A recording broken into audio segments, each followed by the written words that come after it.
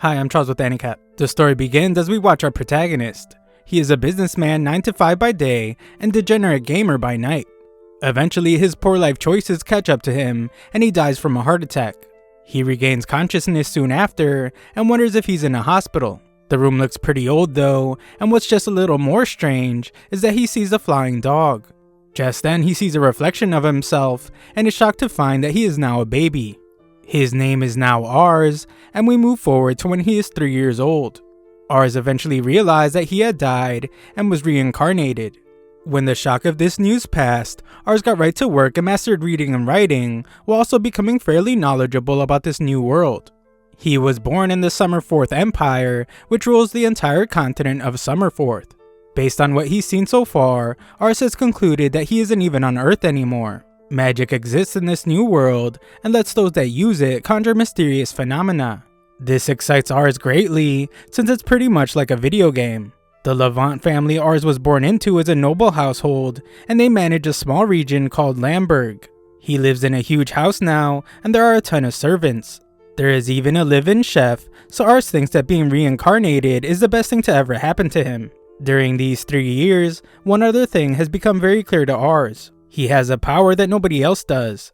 Ars goes to watch some soldiers fight, and they admire how often he comes to see them. He reveals to us that this unique ability is called appraisal. He uses it on a soldier named Milius, and it allows Ars to see that this guy has a high aptitude as an archer. Milius is shocked that Ars knows his name, and Ars wonders if he has ever used a bow before. Milius wouldn't be caught dead using a bow, as he believes that a real man fights his opponents at close range.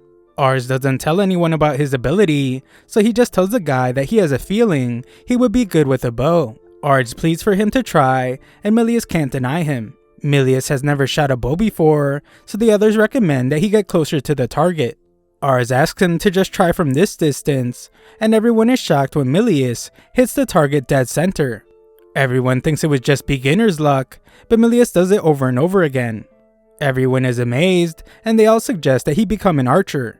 Naturally, they wonder how Ars knew Milius would be good with a bow, and Ars just credits his instincts. Ars decides to hide his ability, since he doubts that anyone would believe that he can see numbers that represent abilities and aptitudes. Ars' ability is definitely real, but the only problem is that he can't use it on himself for some reason. That night, Ars has dinner, and we meet his father Raven, who Ars is admittedly kind of scared of because he always looks angry.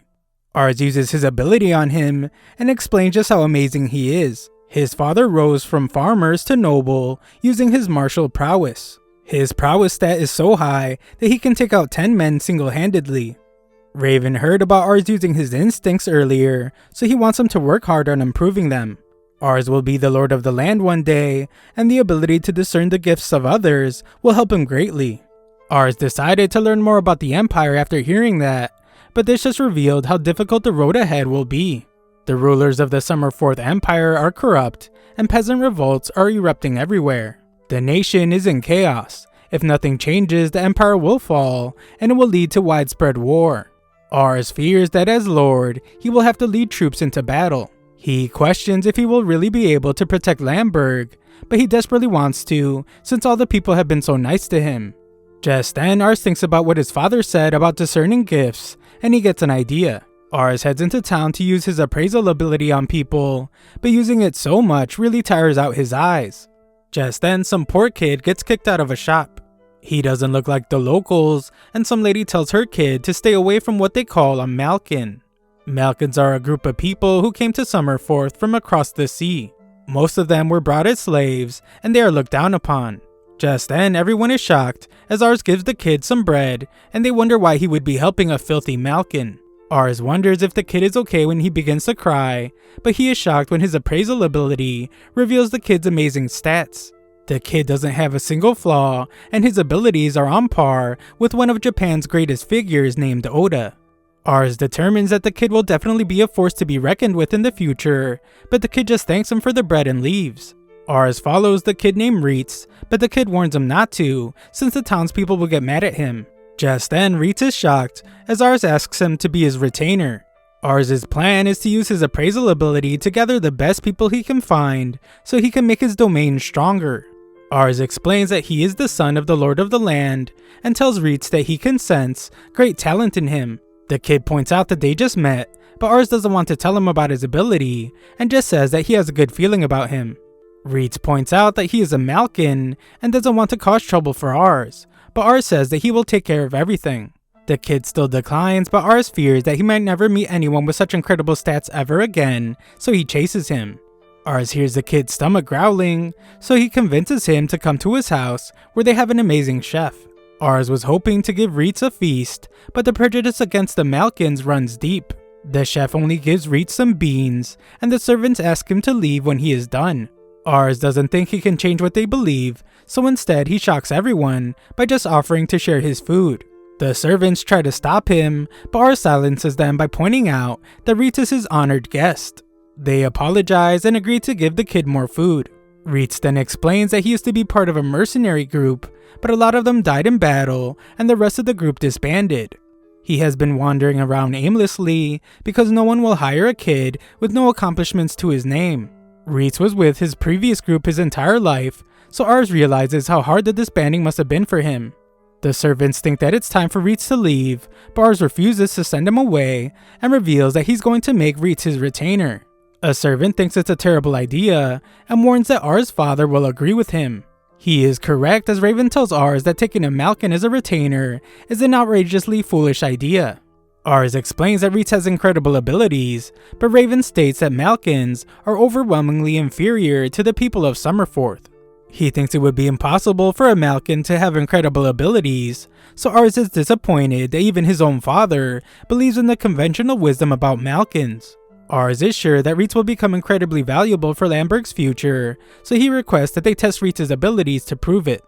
Ars reminds his father about his exceptional instincts, so Raven agrees to test the kid. If he proves himself to be talented, then Raven promises to employ him as a soldier. Starting as a soldier isn't as good as being Ars' retainer, but Ars is sure that Reitz will be able to make a name for himself very soon, considering just how amazing his stats are. Just then, Ars is shocked as Raven reveals that he will fight Reitz in a mock duel for the test. Reitz will only win if he defeats him.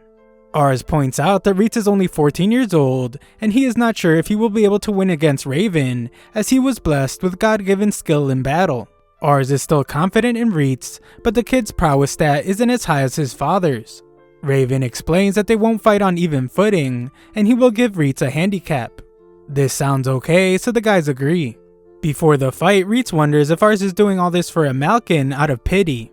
Ars offers to call off the fight if Reitz doesn't want to be his retainer, but Reitz explains that he would be honored.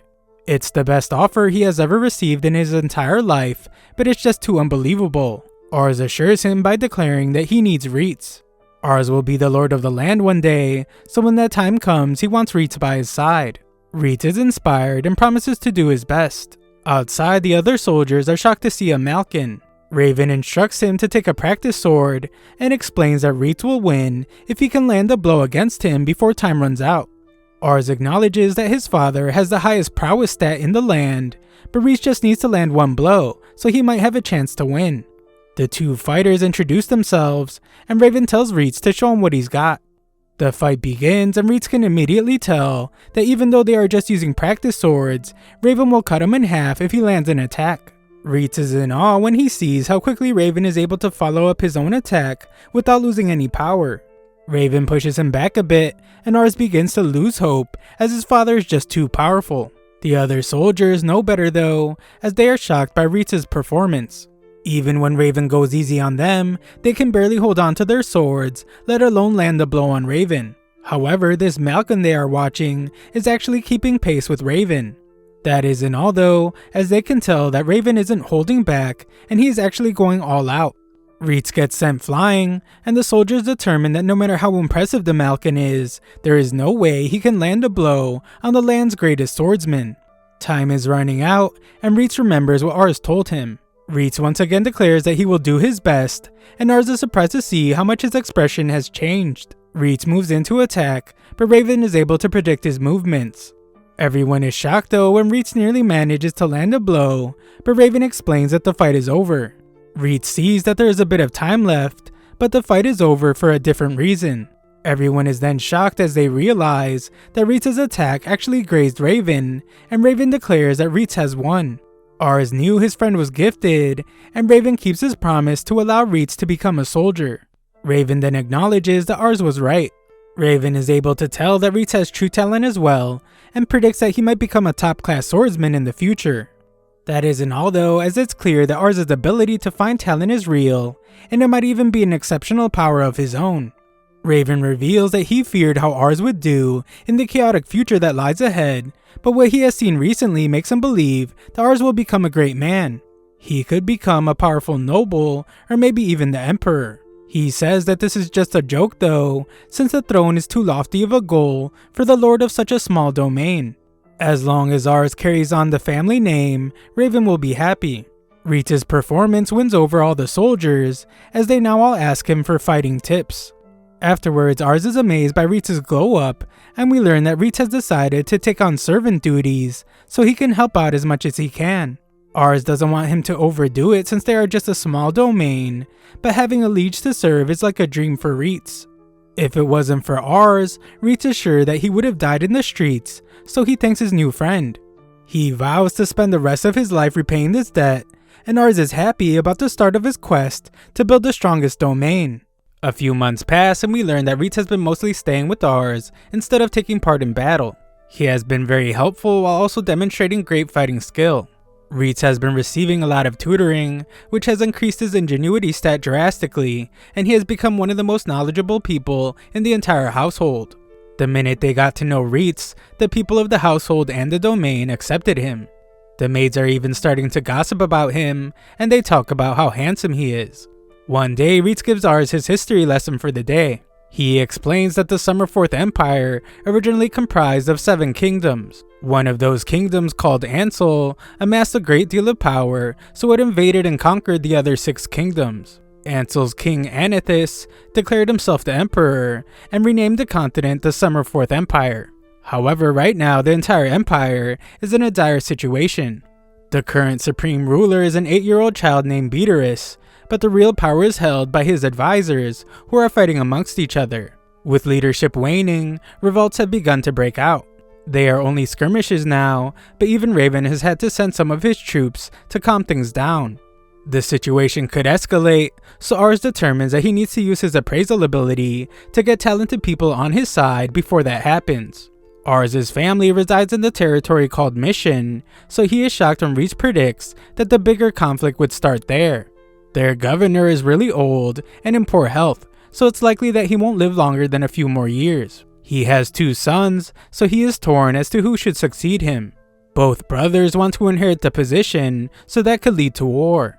Ars' father believes that the eldest son should succeed the governor.